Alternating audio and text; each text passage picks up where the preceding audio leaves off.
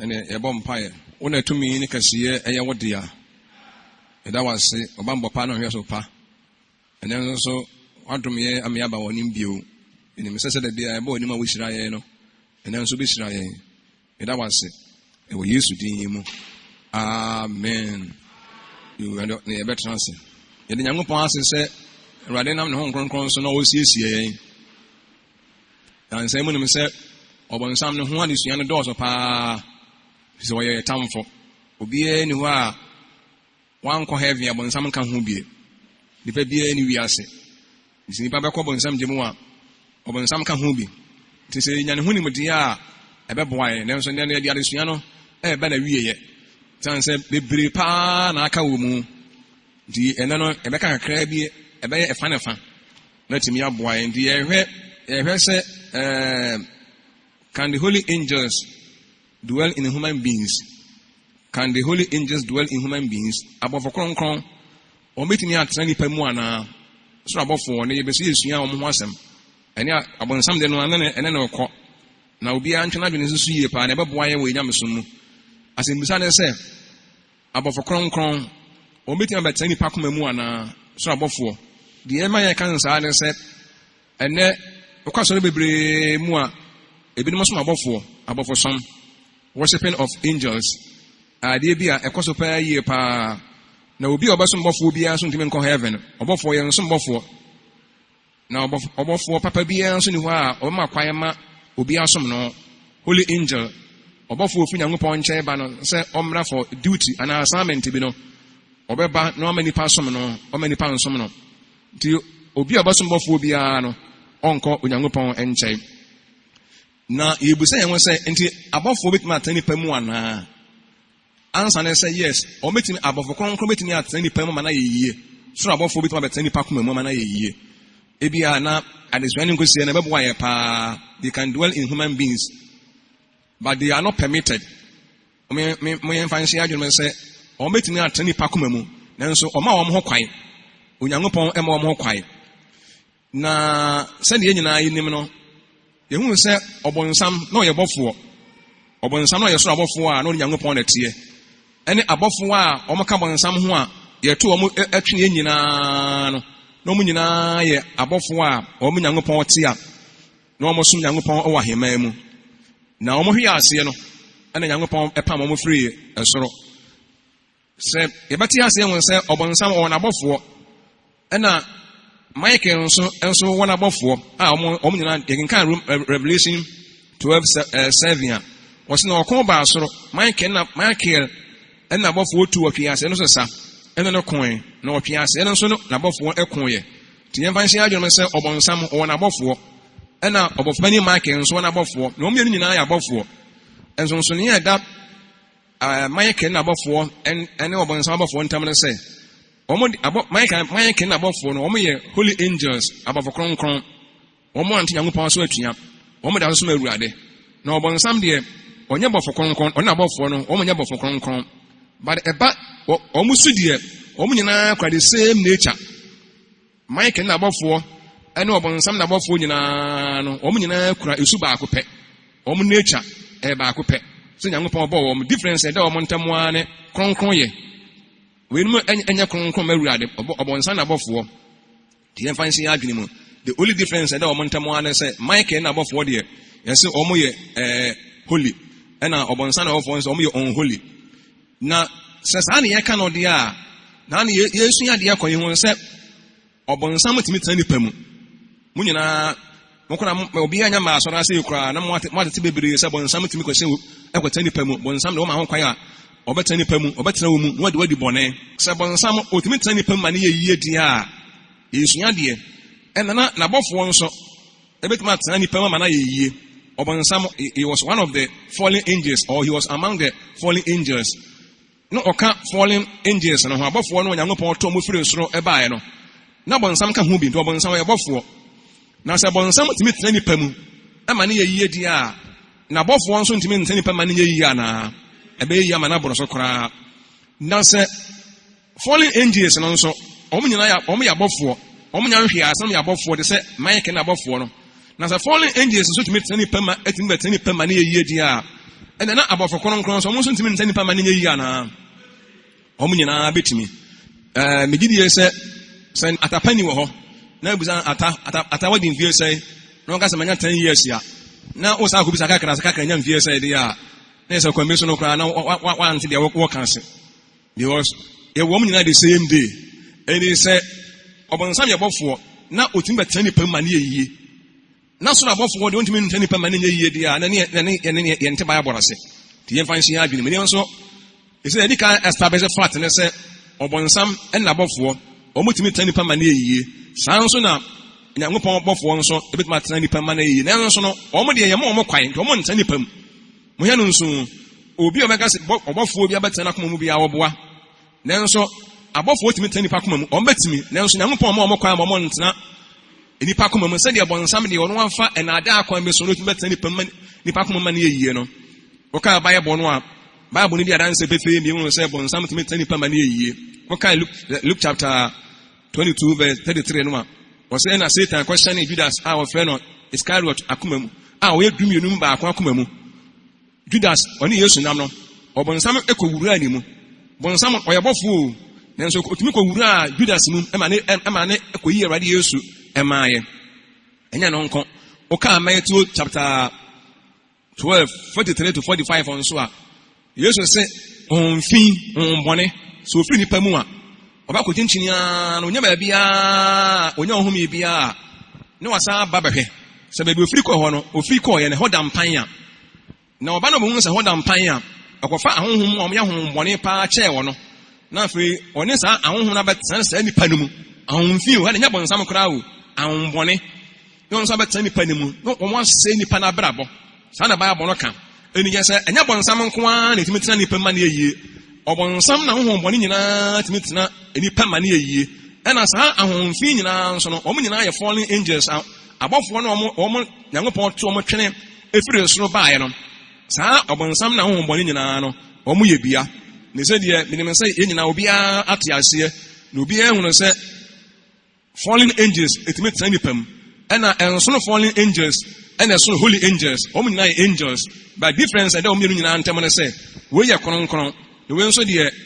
onya kronkron de se ema ne mema ye nyina ye nipa anyame boye difference and ye mienu ntem anu se we ye oba ena we nso ye bema but the obi atimi ye bia se nipa bia ye home ye nante ye kasa de ye nyina ye nature no eya dokoro sa na bonsam so tie mfa nse mo adwo oni abofo no mo so no sa na omo tie na yesu yakono ye hu se obonsam no o esumienu ana se ne su no otimi dane ne ho o ye honhom bonsam o ye honhom abofo no so ye honhom a ye bebie ye beka Bible no nti omo material body obonsam or spiritual body above one Nyankopɔn to motwe nyina so they can be seen ti Nyankopɔn metuma bi obi na ma na hu se obonsam na above one mu bi nie because almost spiritual body na almost so esa wo immaterial body yes omo ye honhom a untimi mfa wani wa we nso enhu omo enso wo ho ti omo timi da mo ho de wosumie no mu nyina wonyame asem mu obonsam no sa na above one so tie na se or the material body no and I say material body no and I say bia ne honhom ni padua no e na odi operate e to anamon dia ontime ntani pema na yie ne mom say when you so spirit ye immaterial body ne dia o motime ntani pema na yie ti enfansi adwom nti abofo o mo sa asu ni bi say de bonsam esutie pepepe no na de betinya boy pa ka se ne say ye pe heaven akọ ye ka nyina ye pe heaven akọ ye pe Nyankopɔn ncha akọ so betimi atensem o yase a yise uhu obonsam ni su the nature of Satan obi a ote obonsam ni su ase no obete abofo nature nso ase abofo su ase obi nso ote abofo nature said abofo su tie no obete we nso ase gom nyina yanto obonsam na abofo nwuye no no nyina wa heman mu a omo su Nyankopɔn nyina su ye baako enfansi adwene mu ti Nyankopɔn ebo abofo a omoye ahonhom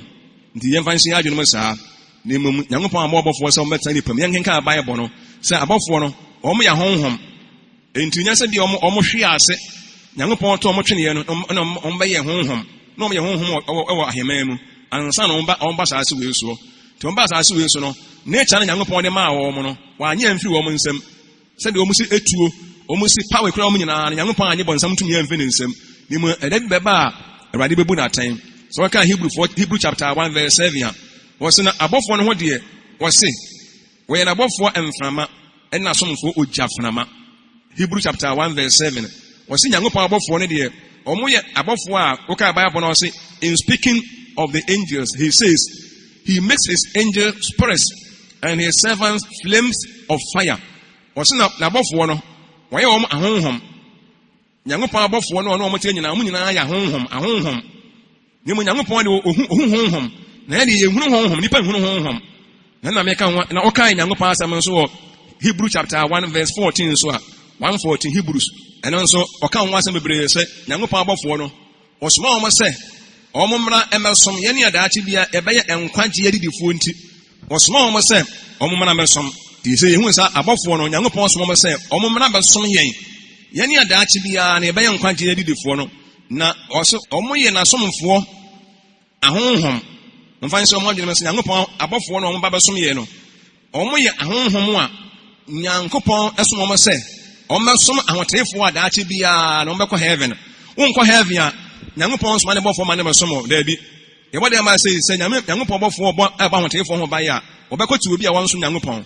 wo de Nyankopɔn bɔ ɛmɔ ne mu mfa so abɛnya ne sɛ bi anka ɛda yi na nka bi ebesi mu ne Nyankopɔn bɛsɛ bi a ahoteefoɔ bɛwudi a ɛna nyɛ sɛ Nyankopɔn abɔ ho ban de na wo ne yɛnhyɛ ne bi na aka wo ahoteefoɔ nhyira no ebi tumi ka bɔnefoɔ ma ne yɛyie ɛna bɔnefoɔ nso de wemi nso ɔmo nnome nso ebi tumi ka ahoteefoɔ ma ne yɛyie dabi yɛbɛka ɛho asɛm tumi mɛmfa nhyɛ yɛ adwene sɛ Nyankopɔn ɛmma abɔfoɔ kronkron kwae sɛ ɔmo mɛtena nipa akoma mu nyɛ saa na nkɔmɛtena bɛtena nipa mu akoma mu ama na yɛyie na sɛ yɛhwɛ ɔmo nature no a ɔbɔnsam ne su ɛne abɔfoɔ a Onyankopɔn soma ɔmo no ɛma ɔmo bɛtena asase wei so ɔmo su no a ɛyɛ ade korɔ na deɛ asɛm a deɛ ehu no sɛ ɔkɔ asɔre bebree so abɔfoɔ ebia na wɔde wɔn nkɔ asɔre bi a ne nkɔ na ɔba na wɔn nkɔ asɔre bi a ɔmo soma abɔfoɔ nti wɔn ahwɛ a wɔn hunu na nso ahwɛ dabi no wɔde ɔkɔ abɛkɔ hɔ wɔbɛkɔ ne yɛ som Gabriel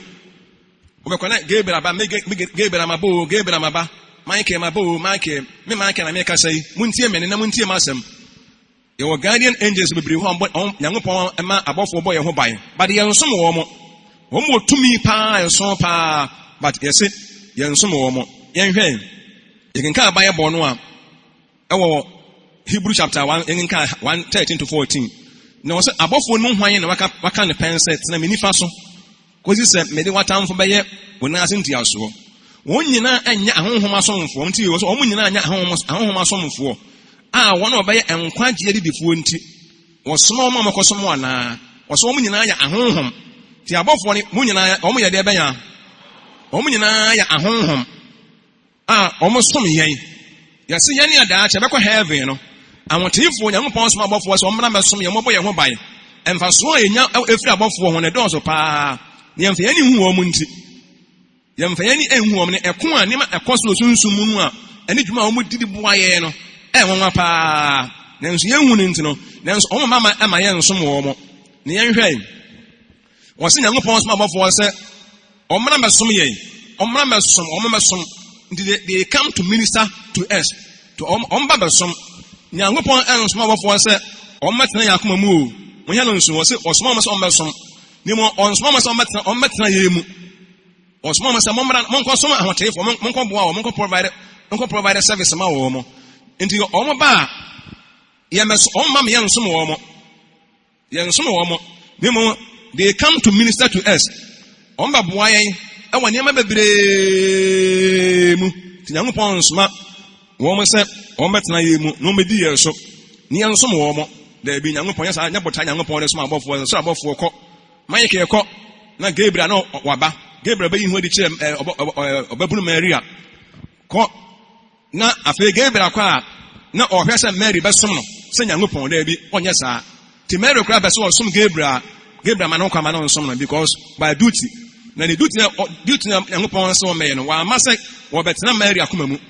wɔama sɛ ɔba ma Mary asom no ne mu ɔde nkra bi na ɛbrɛ no nti wɔn ba bɛsom yɛ so they are not sent to dwell in us. Obofo Nyankopon so so anasa to control us. No. Angels mase baba control all the days of our life.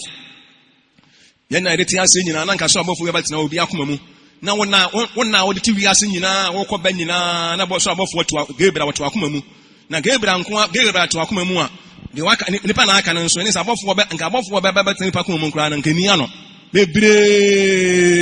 neba because Gabriel what we mu abofo we tu mu and dem say kura no ka abofo nko atie mu kura nka eni ano but enya sa na tie but omono though the angels have what it takes to dwell in human beings, though the angels have what it takes to dwell in human beings by their nature. Abofo ankasanka ye ka se Nyankopon si ba abofo no wo mo esu a wo nsumu no obibi a ebetimi ama watani pemu ama na ye yie. Abofo no se Nyankopon si ba wo mo no wo mo sumu no wo mo bibi a ebetimi ama watani pemu ama na ye. They have that ability. Wo mo sumu no abofo so abofo me ka kire se wo mo sumu no wo mo nature no se Nyankopon si ba wo mo no e de se nka Nyankopon ebo anoma ene nkokɔ ɔmo tumi tu ɔmo sum no dia nature na ɔmo tumi tu ba na nhwie die ontumi ntu ndi abɔfo no so abɔfo ɔmo so ɔmo su no se Nyankopɔn si bɔ ɔmo no ɔmo bibia ebetimi ama abetene ne pemu ama na ye yie but they are not permitted. Nyankopɔn ɔmo kwae na de nti Nyankopɔn ɔmo kwae na yegusu esu ya na yebehunu ɔhia no nso ɔmo betimi abetene ye ama na ye yie nanso so no Nyankopɔn ɛma ɔmo ntimi ɛmetena ye mu emirika akyere mu sɛ sabonsan ye bofo na otimi tani pamu a abofo aka ne timi tani pamu ana sam monte da se monte mi panin sam da se obonsam de sa obewura wu mu a no de odi ye boni wia no opie kɔ yenkwa asɔre kwa ne yente bi saa de ne yete nya na ɛwɔ bible mu saa sɛ bonsam ye saa de obonsam so ye bofo ba de nam sɛ ɔsa ɔyɛ honhom ɔmo ne acha no they are spirits abofo su no ɔmo ye honhom ɔmo su di a ɔmo ye honhom e de sam frama ti omo tin betene nipa mane yensem ye ho mframa wo biam ba de Nyankopon emma kwan sem so abofo metena nipa mu ne hia no nso bebre nti na de omo ne sem tumi bia tin nipa mu bia ene de nipa no so tumi bia tin nipa bia mu bia tumi bia ti onipa bia mu no say tumi na tu mu no wona control wo eni se Nyankopon hom ati wo mu a honkonkon ne be control life. Se bonsam hum etna wo mu a bonsam ho ne be control life and the tumi hum bia woni pamu bia en de nipa no so eni se obofo betena nipa mu a obofo obetena nipa mu a woni be control nipa life woni be di nipa no so de open na nipa no obeye because woni tu mu woni edu so mo fan se mo afin me se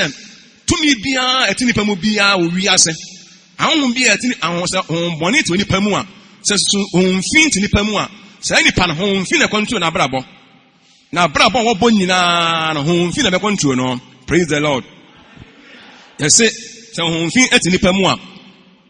wana control say nipa no honhom no sana Nyankopɔn kronkron eti nipa mu nso a Nyankopɔn honhom na be control wo mo fa nsɛm wadwene mu saa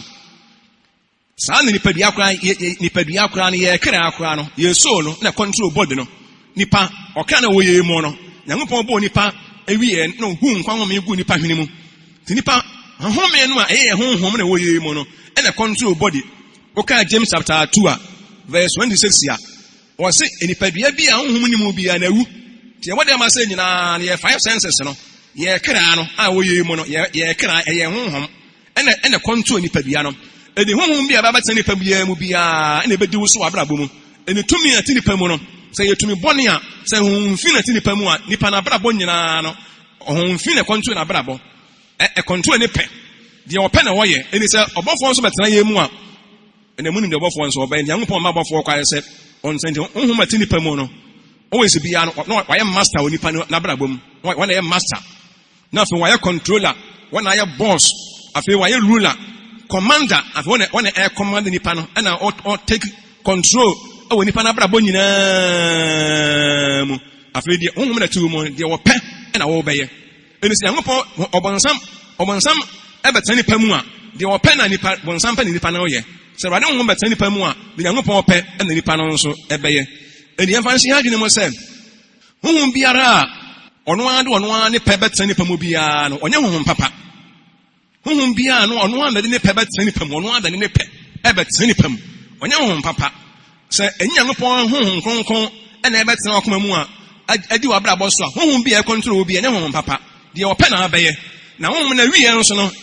I was saying, when you be our be as one, when you be Orias Biano, I won't mean a control if I will be asking. A rather home and upon some home. Now, yes, you are going to be Timuhini pa say, Obiamano Quayama, or bon some home, and better will be a one year better more, obedo so. Tibon some, or your home, or your buffalo, in your buff one I cannot, or me a city and young upon. In young upon Emma Quayas or Metani Permon, or me a city. But they have what it takes to dwell in human being. They have that ability. Dear, at the man, obi your bar. Dear, a man who won, who will be. Now, say, dear, I want a my son upon some so, dear, above one also, dear, I dear be a team many pa, almost met any pamubian, almost a sunibi, or me a home. I bet my tiny permana ye, but a radia, almost some no, almost no. De omama kwa se monko tena nipam enti na omo so omo tie nyamopon no omo de obuo ene ne de kasia emawurade sa na se yanso ye yo wo ye Kristo na wo so nyamopon wa sade abofo no etie nyamopon wade nyina mu no omo di awurade asam so wade nyina mu no sa na ogidi ni papa bia so Kristo ni papa bia so no ese won so wo ye. Praise the Lord. Good. Ele nyamopon ase. And now Satan cannot dwell in believers. Upon some intimate believers are coming. Satan, and now on our home, one year or your upon some no. Or intimate believers are coming, almost not unbelievers. Till Obia, bon some, we are Jidinia, Nanya me home to Mua, bon some intimate no more. Go Omi no, Omunshia, Namupoya high, and upon some serious, and the assuming a high and Omunshia. We are Jidin now here, said they are, bon some meeting at Knock Mamma Amana ye. Sali Yangopon so ultimately obia only ni yakumamu unbeliever the obia oye unbeliever I want some Yangopon Yami Yangopon to me a man of cancer or beshaw but so mu to Yangopon some person about someone on for some I want some on for some to Yangopon on for so Yamansa Chinchina me be Roma Matilum Upum Matilum de Bonya or any power man or man hokai woman hokai said but Bedima Braboso. No man home conquer not a control life. Abasa would open in Abashanase. Now me and fine see I do myself. To me at Tinipamubia and their control power. Tinipabu and a sword day, where your hand time, Bonia would run in our will be a 2 million Tinimono, and then yes, sir. So Obenso Brennan was Obuadia, Odino Crab, or Nanta was Tinimon, so home papa Tinimono, and I sir. And the 2 million Tinipamono and a control nipa. And the young upon home but Nayamua, and young upon one air control ye. Yang the Obega Sebia, Gabriel Ban Abetana Kumua, Gabriel Ombetana, and can young upon some of Galantia chapter. Young upon man home say, Emetnaimu, Nimon smart buff was above one Emetnaimu, Galantia chapter 4 verse 6. Was in a somewhere a menti, when young upon Asman a banner home say, Ometna Wakumu. Was it young upon Asman above was Ometna Yakumana? Nimo Osman High. Ni home, ne banner home say, ne banner home was man and say, Emetna Yakumu. Now, both what was almost on some, on some Metna Yakumu, Vice Wadimu. Namup in a member, to Yamupons man home say, Hong Kong corner, Emetna Yamu. Nimo one smart above was above Metna Yamu. No above what was man and say, Omasum ye, not a banner home, Emetna Yamu. Not at Nakontree, Yankai, when Yamia Samuel Ezekiel 36. 26 to 27. Was in a memo akuma fufro. Na me de ho fro ma hye mumu. Na meyi obu akoma no afri mumu. Na mama mo honam akoma. Na mama mo na mama mo honam akoma. Na mama nante ma hyadie mu. Ma hyadie so. Na mo ahwe matemudi aye on do okan. Was na mama mo akoma fufro na me de me ho fufro ba hye mumu. Wode bofo ba hye mu ana. Wode honhom ba hye mu. Na ngopon wode ono ana honhom na hye mu honhom. Honkonkono no what abatena yemu no what aboya me atini adi na ngopa asam so edi nyame honkonko na betena yemu abade honhom na tinipa mu ena di ya abra boso no obonsam de oya hanta no hwe ase no ena ono ansa na tena ni betena nipa mu no madini pa so Nyankopɔn amabɔ nsam sɛ nkom omedi nipa so. Onyankopɔn ebo nipa be wiase no. Nya Nyankopɔn ehye ne sɛ obonsam ene abɔfo ene nipa so. There bi. Onyankopɔn no na ye etie na sem direct. And ye Onyankopɔn your access to God direct. Then enya abɔfo so ne defa. Onyankopɔn no apɛ mo ne nasem ene control yen. Mo ye no nso. Na bonsam no be wiase no. Ene ono de ono afa ekwanfo so ene oma homfi abetena nipa mu. Na obofo papa de o ma ho kwa akora so betena ko won temu da Gabriel o se Gabriel obana se woya anwade nsankyeni na ade enwa akora ma wabrabo mu na so ba koto no o ma akwa ma ngoto no da na no obofo no ko yin wadi kire John no a wadi kire bebre no ma no John belen kokoto no o se hey manamfo gya nya sa koto Nyankopɔn worship God. Amen. Because I'm not to be worshipped. Me yansome yasum Nyankopɔn me sum Nyankopɔn sɛ na mo sum Nyankopɔn no me sum no bi sɛ na wo sum Nyankopɔn no me sum no bi na honhom teme mu sɛ na honhom te wo mu no koto no na me de me ba duty yes man sɛ me provide duty ma so worship God mo me ncha no nso nti abo papa no o ma kwa ma nti sɛ woka Nyankopɔn asɛm a ɛwɔ Romans chapter 8:9-11 obon sɛ Nyankopɔn honhom ɛna tie mu ɛna di yeso na nya bɔfo na tie mu mo kenka behunu Kristo honhom wo bi mu a Kristo honhom na tie mu na di yeso the same thing wa believer bia de oni padua Nyankopɔn asɔndai o Kristo ni papa bia de oni padua na ɛwɔ no Nyankopɔn asɔndai o kan 1 Corinthians chapter 3:16 wɔ sɛ munim sɛ mu ye Nyankopɔn asɔndai na Nyankopɔn honhom ati mu ana nti yɛ so abɔfo asɔndai ana abɔfo na tie mu konkon na ti mu tinya bɔfo betima tena mu ma na yeye ko ye honhom ba de Nyankopɔn ma na kwa sɛ o metena mu nka konkon abɔfo ye honhom na so Nyankopɔn ma na kwa sɛ o metena mu ndi abɔfo no ye ɔmo so sesi ya de ɔmo so Nyankopɔn bibia ebetima ma abetena nipa mu bia ɔmo obi sɛ na bonsam obi no but ɔmo ti Nyankopɔn no fa nsɛ mo adwene mu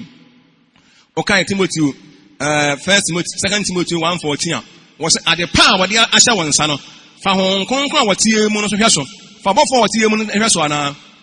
was at the power they ahyɛ wɔn nsa no hon konkon a wɔtie mu to hon konkon wɔtie mu ɔyɛ master ohia master foforo biara so ɔbɛka ne ho mfa nhyɛ mo adwene mu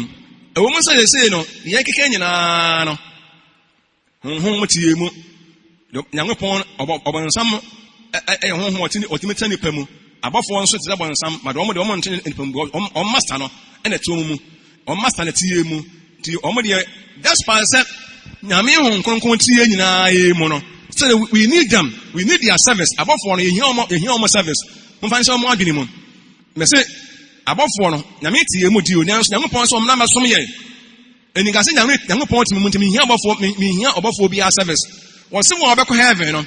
Nyankopɔn sɛ na abɔfo sɛ ɔmo som wonim sɛ okristo ni bia wu a kristo ni papa bi obewu bia obeso Nyankopɔn bia no oka Luke chapter 16 a abɔfo ba besom saa nipa obesoa saa nipa ne kɔ paradise eni da wo yɛ kristo ni na sɛ bi kura no a enka unu yɛ bi kura na wo ba ana hu nipa bi efiri mu a sɛ Nyankopɔn bia wani man hu ba bia wo kura ka hu sɛ no kura nka obɔ mpa yɛ kura si yɛ Awurade ba bia mwe pai hade pa yɛ Awurade ka me bɔ mpa yɛ Awurade nka me nuanu mim komo so Awurade mo mteme nsum no na nka ba bia me wei komo so tinya ba ho na de nyina ne sɛ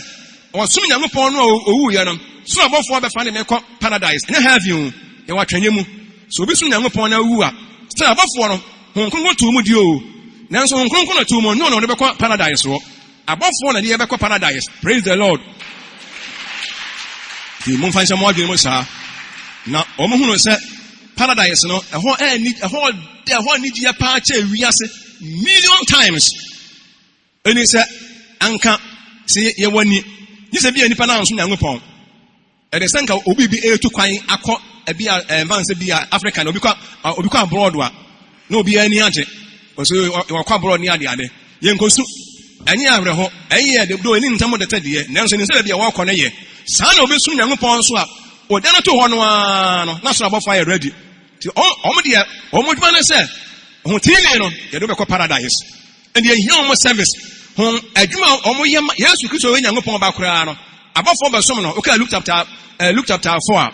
Oye fasting in an above Baba Sumno, when Yameba, Hong Kong to Mudia, now above one Eba provide service mano. And the Yamiti Mudia, now above 1 year, Yamupon Momo said, or Matani Pamuda Biarada, Master one at you, Master one say, Miamatumumu, Number Nantimumu, above 1 year, Yamupon so much say, so above 4, Ematina will be able to go and because of Gabriel Abatanimu, Mike Abatanimu, where you're 12 or Obwa, Gabriel Abatanipamu, Mike Abatanipamu de Biarada, they were Tiamono, a Rade, one quantity. Amen. Mommy, I'm sorry. I am sorry. Radin and home quantity, Mike and Timothy, Mike bit of my Tanipamu, but one Tanipamu. They attack and see a mount. And then what was Sanya Behe? My insane Coswanisha, and my debia, and that was it. And we used to be him. Amen.